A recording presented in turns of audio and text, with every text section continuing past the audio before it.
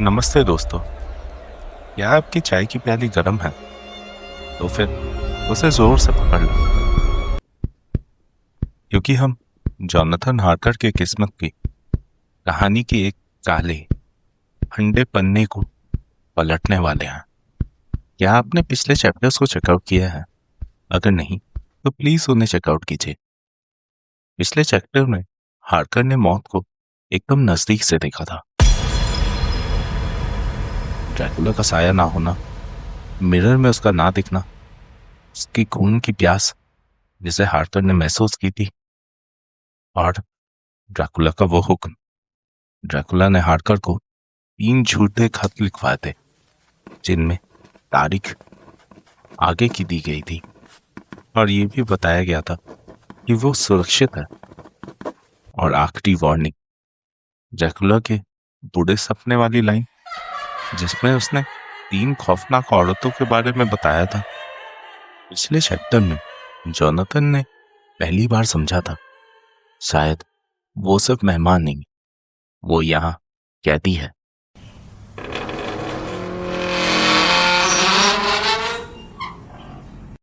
वो अपने कैद खाने की दीवारों को परखने की कोशिश करने लगा।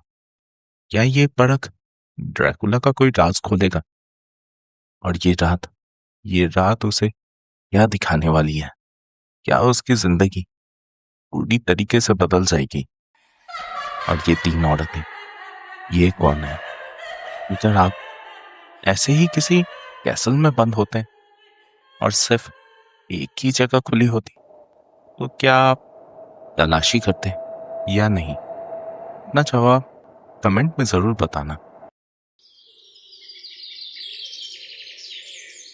जॉनथन जब सुबह उठता है तो उसके शरीर में थकान और दर्द दोनों भरे थे। उसने क्रूसिफिक्स को अपने गले से उतारा ही नहीं।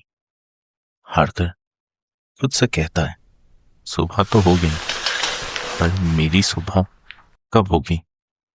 रोशनी अंदर क्यों नहीं आती? ये महल रोशनी से डरता है क्या? हार्कर ने सोचा, अभी तो सुबह है, चलो इस महल को थोड़ा देख लिया जाए। और दबे पांव कॉरिडोर में फिर से आया। उसने हर दरवाजे को फिर से चेक किया। पहला दरवाजा बंद, जम की महक आ रही थी। दूसरा दरवाजा, वो भी बंद। जोर लगाने पे ऐसी आवाज आ रही थी जैसे पत्थर पे कोई खरोच मार रहा हो। तीसरा दरवाजा, ये तो लॉक था, पुराना ताला जो उसने पहले भी देखा था।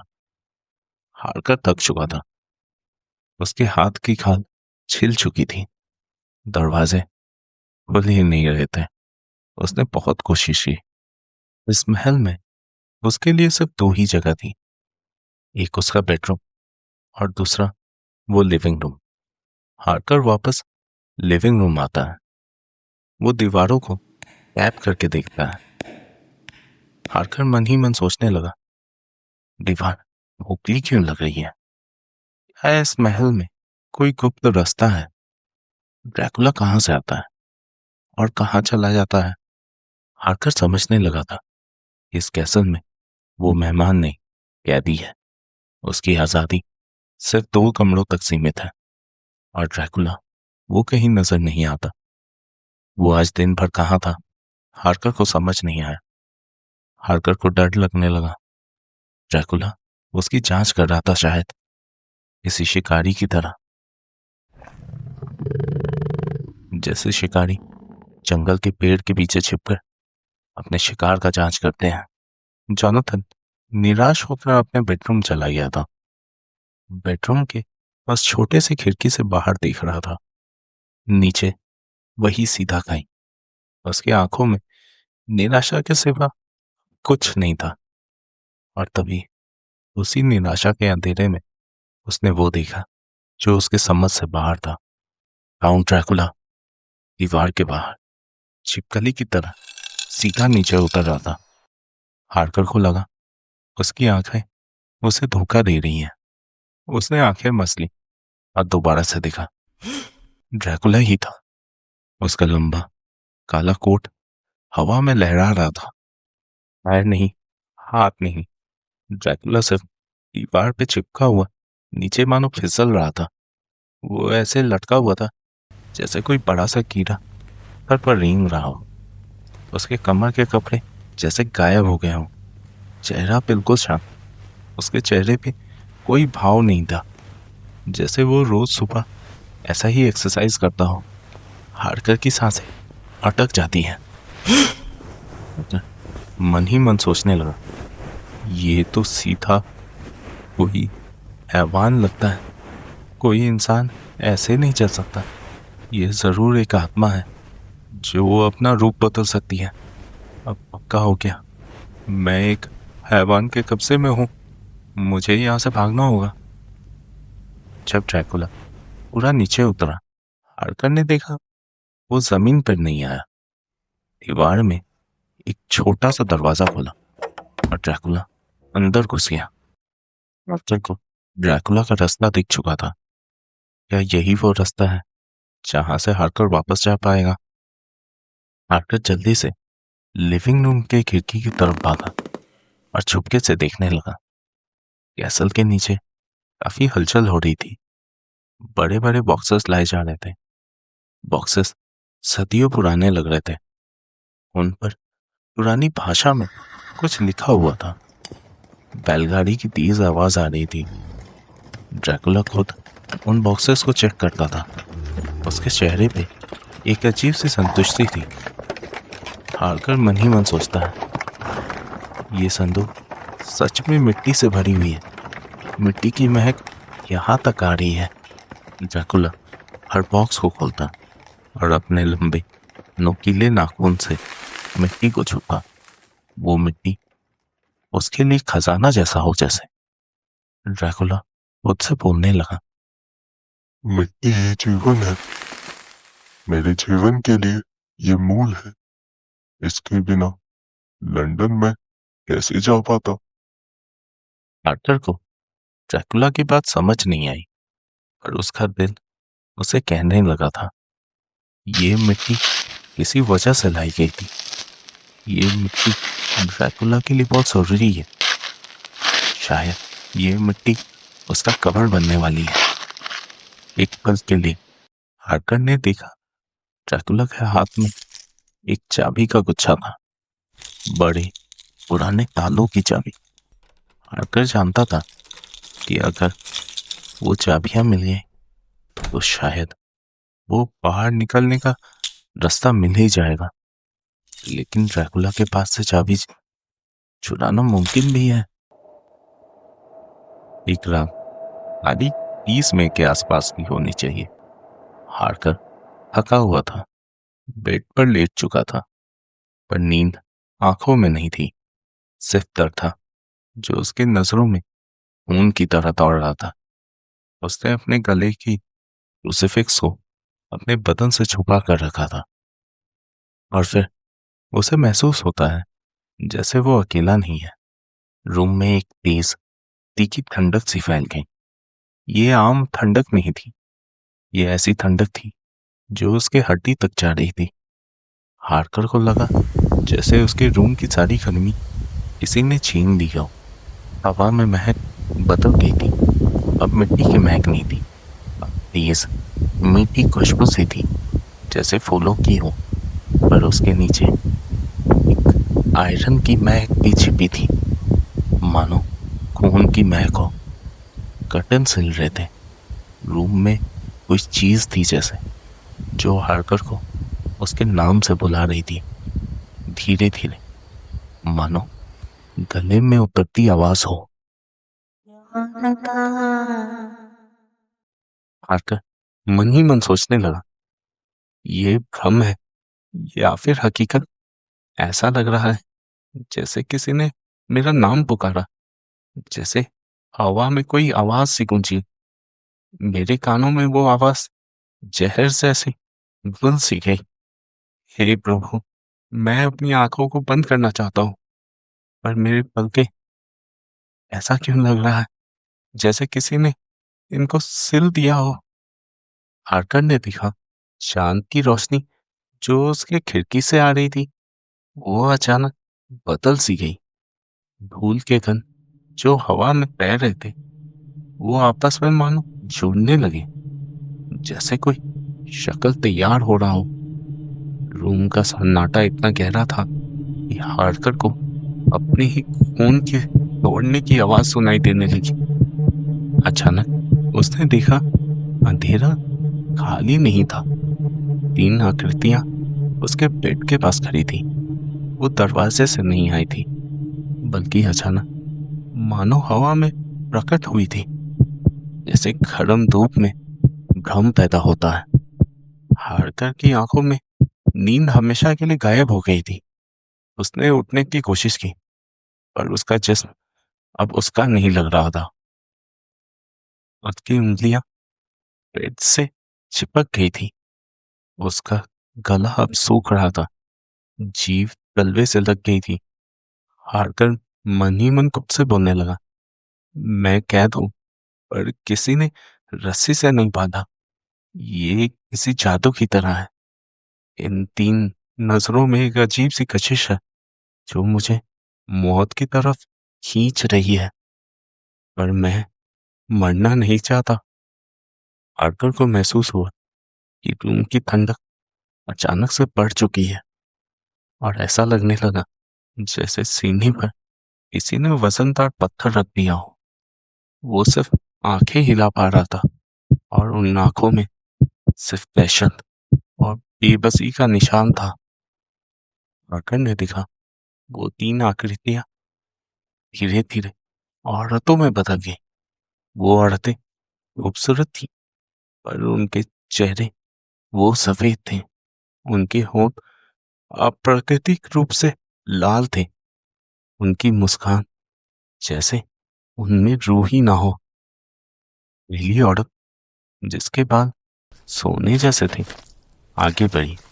उसका चेहरा मासूम लग रहा था, पर आंखों में गहरा धोखा साफ दिख रहा था। वो हार्कर से मीठी आवाज में बोलती है, हाय जोनाथन, कितने सुंदर हो तुम। क्या तुम थक गए हो? उसने अपनी ठंडी उंगली हार्कर के गाल पर रखी।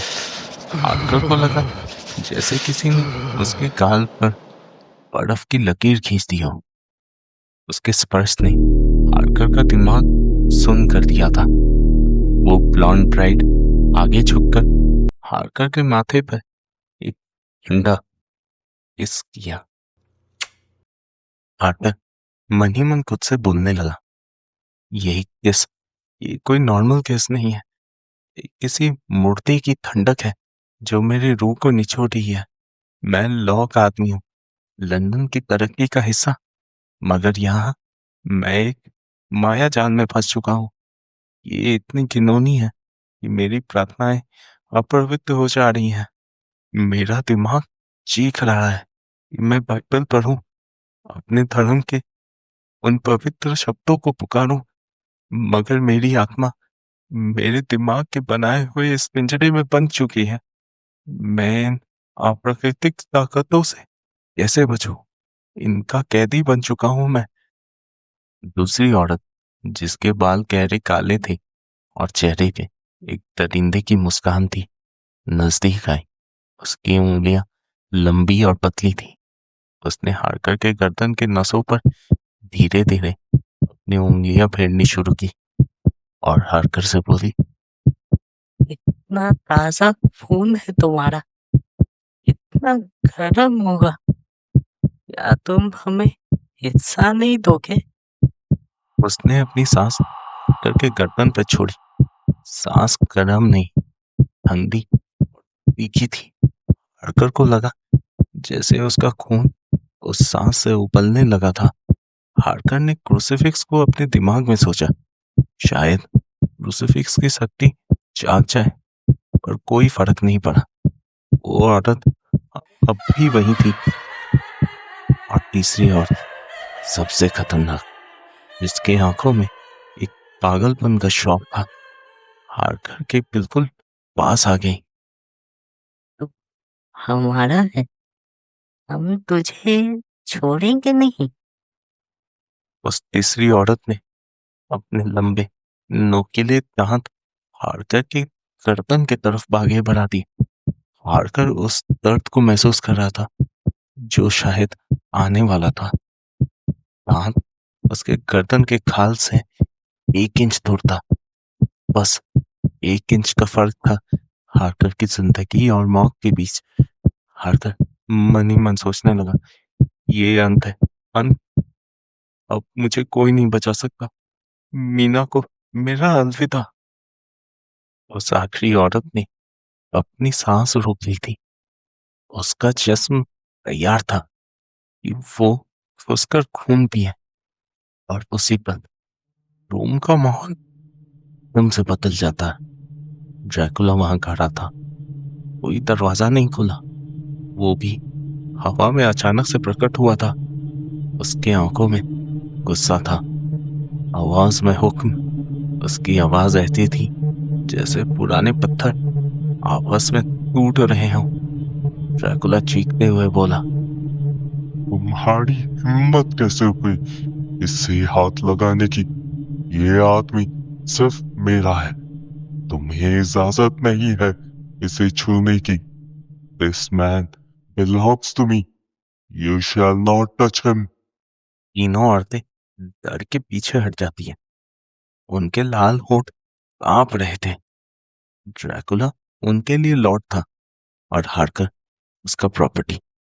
ड्रैकुला ने गुस्से में अपने कोट के अंदर से एक बैग निकाला और उसे जमीन पर फेंक दिया।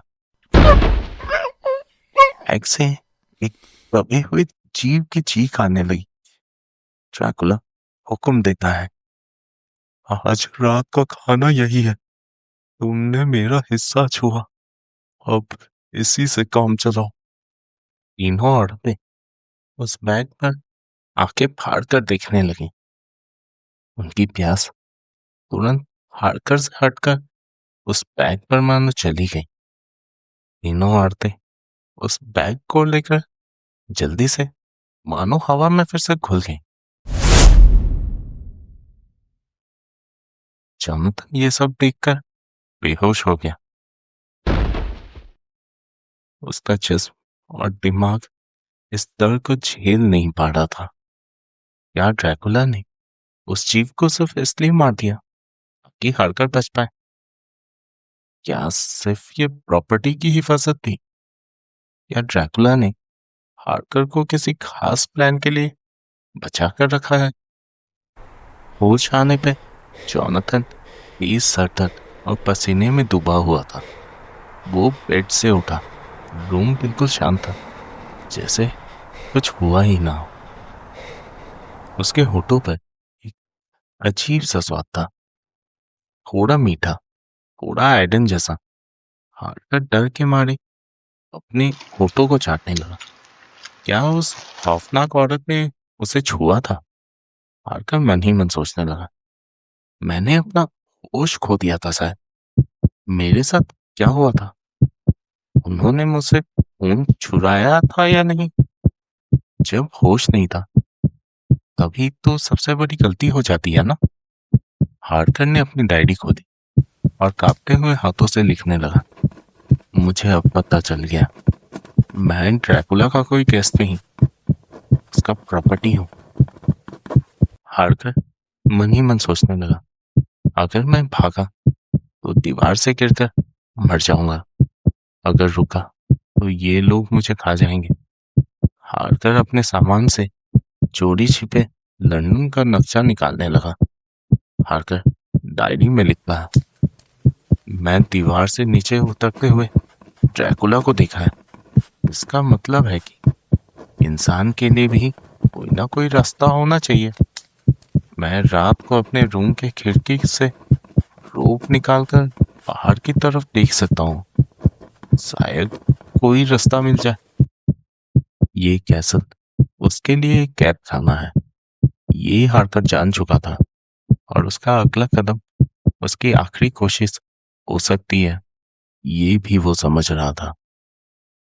जोनाथन अपनी डायरी बंद करने से पहले एक और आखिरी लाइन लिखता है, मैं ड्रैकुला के घर में जिंदा हूं, कब तक मुझे पता नहीं। मुझ पर 4 शिकारियों की नजर है, काउंट ड्रैकुला और वो 3 औरतें। मैं सिर्फ इंतजार कर रहा हूं, पहले कौन आएगा। तेज हवा चलती है।